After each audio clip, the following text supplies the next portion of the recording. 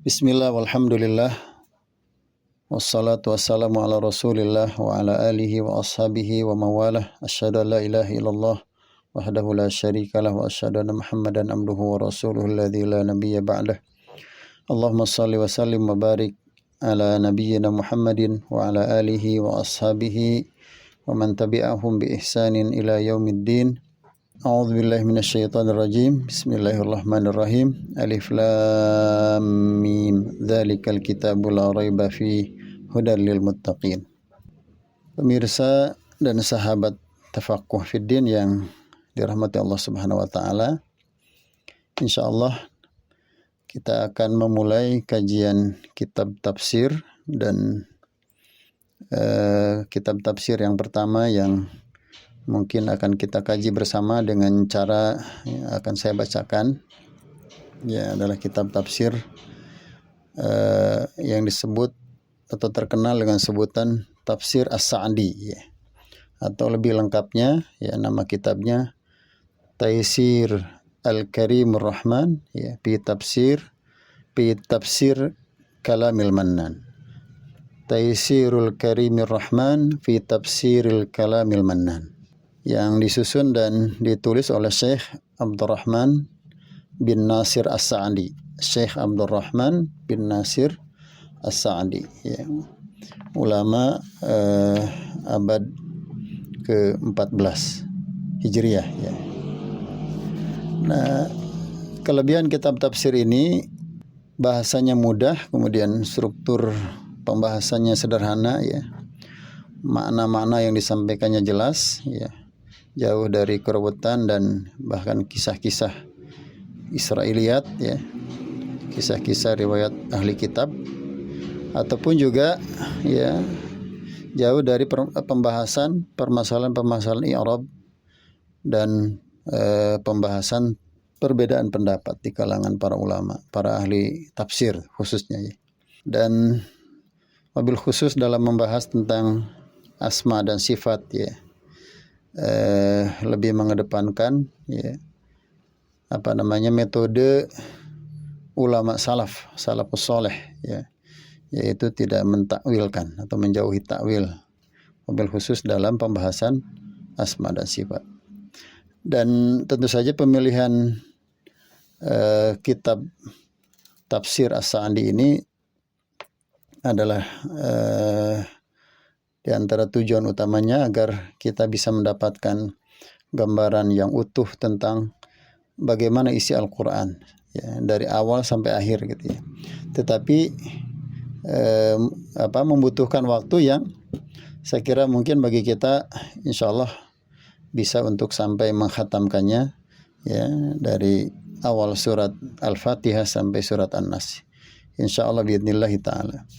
Oleh karenanya Bapak Ibu dan sahabat Tafaqquh Fiddin yang dirahmati Allah Subhanahu wa taala, bismillah, ya, kita niatkan untuk bersama-sama mendalami, memahami, ya, menggali apa kandungan Al-Qur'an, ya, yang barangkali mungkin setiap hari kita baca, setiap hari kita akrabi, tetapi kadang-kadang mungkin kita agak kesulitan di dalam mengambil rambu-rambu hidayah, ya, ibrah apa saja dan hikmah apa saja yang bisa kita ambil dari Al-Quran, karena memang keterbatasan pemahaman kita tentang tafsir Al-Quran diantaranya, ya.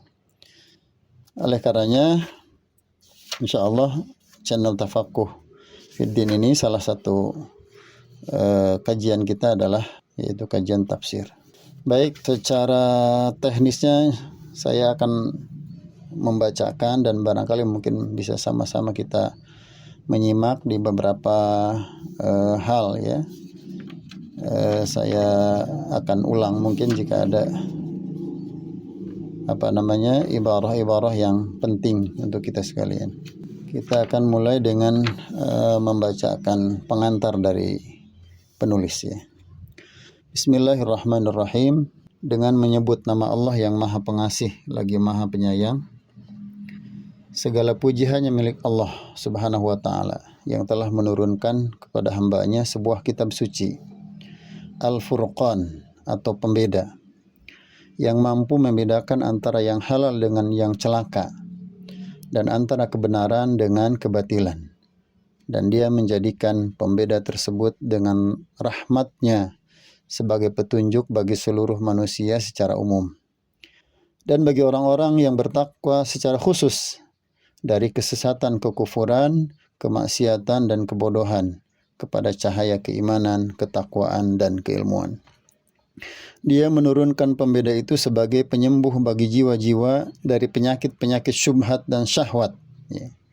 Dan dengannya seseorang akan meraih keyakinan dan keilmuan pada cita-cita yang tinggi, serta penyembuh bagi tubuh dari penyakit-penyakitnya, kekurangannya, dan segala rasa sakitnya. Dan Allah Ta'ala mengabarkan bahwasanya dalam Al-Quran tidak ada keraguan dan tidak ada kebimbangan dengan segala bentuknya, karena ia mengandung kebenaran yang agung dalam segala kabar-kabarnya, perintah-perintahnya, dan larangan-larangannya. Allah menurunkannya sebagai suatu yang penuh berkah.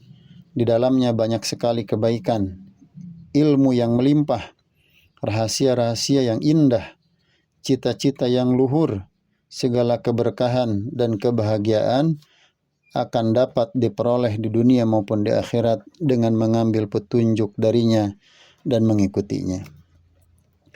Allah menjelaskan bahwasanya Alkitab tersebut membenarkan dan meliputi atau mengandung kitab-kitab yang terdahulu. Maka apa yang dibenarkan olehnya itulah kebenaran, dan apa yang ditolak olehnya maka itulah yang tertolak, karena ia meliputi semua buku-buku tersebut dan melengkapinya. Allah Subhanahu wa taala berfirman, A'udzubillahi minasyaitonirrajim, yahdi bihillahu man ittaba'a ridwanahu subulas salam. Artinya, dengan kitab itulah Allah menunjuki orang-orang yang mengikuti keridhoannya kepada jalan keselamatannya. Quran Surat Al-Maidah ayat 16. Ia adalah petunjuk kepada negeri keselamatan, pemberi penjelasan tentang jalan yang menyampaikan kepadanya, sebagai pemberi himbauan kepadanya, sebagai penyingkap jalan-jalan yang menyampaikan kepada negeri kesengsaraan, dan sebagai pemberi peringatan darinya. Allah Subhanahu wa taala berfirman mengabarkan tentang hal tersebut. Kitabun uhkimat ayatuhu thumma fussilat min ladun hakimin khabir.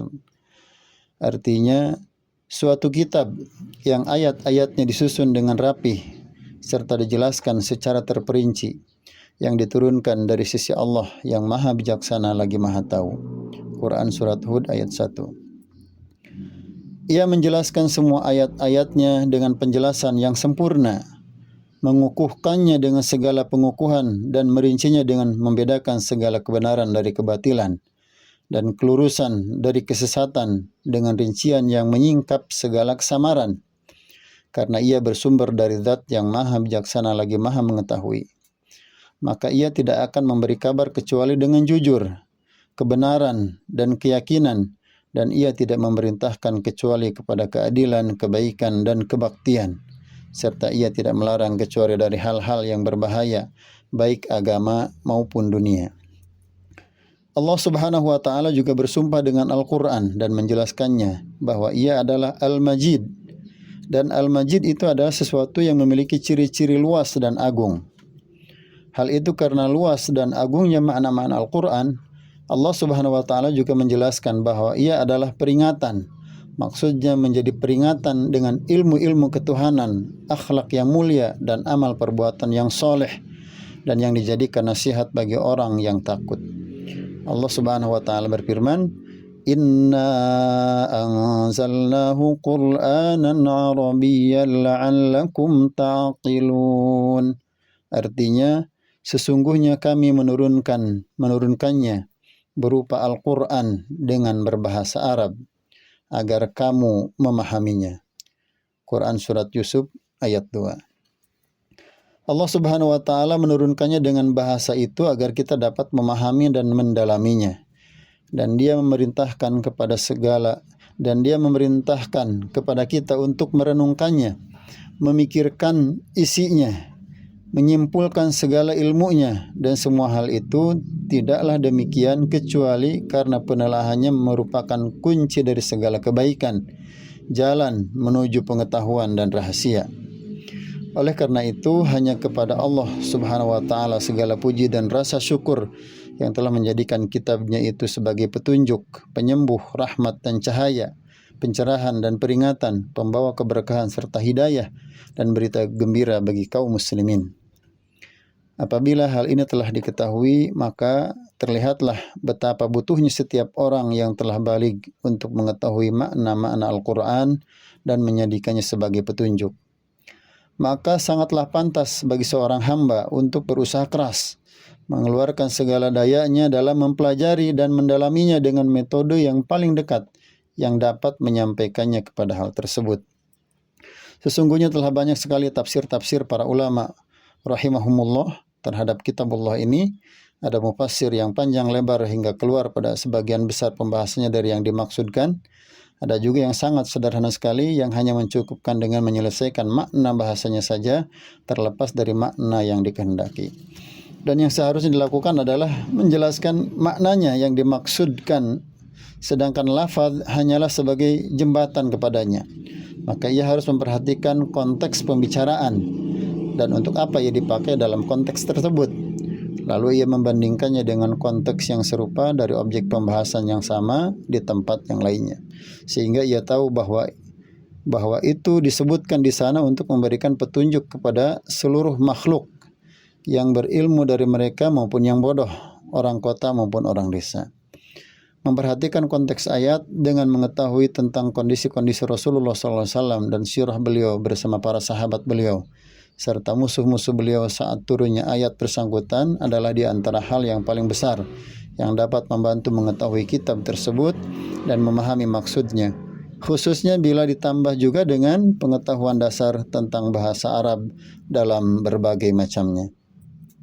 Barang siapa yang diberi taufik dengan hal itu semua, maka wajiblah baginya mulai merenungkan, mendalami dan banyak memikirkan lafaz-lafaznya, makna-maknanya, serta perkara yang bersamanya, segala perkara yang dikandungnya dan segala hal yang dimaksudkan oleh konteks maupun teksnya.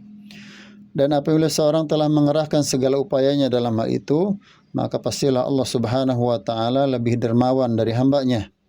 Pastilah Dia akan membukakan baginya dari ilmu-ilmunya beberapa perkara yang tidak mungkin dapat diperoleh hanya dari pencariannya. Dan karena Allah yang Maha Mencipta menganugerahkan kepada saya dan kepada saudara-saudara saya untuk menyibukkan diri dengan kitabnya yang mulia sesuai dengan kondisi yang ada pada kami, saya sangat senang sekali untuk menguraikan buku tafsir kitab Allah ini dengan segala yang mampu saya berikan dan dengan segala yang telah dianugerahkan kepada kami agar menjadi kenang-kenangan bagi orang-orang yang berusaha, alat bantu bagi para cendekiawan, penolong bagi para penjelajah atau para peneliti, ya. Dan saya akan menulisnya karena takut akan hilang.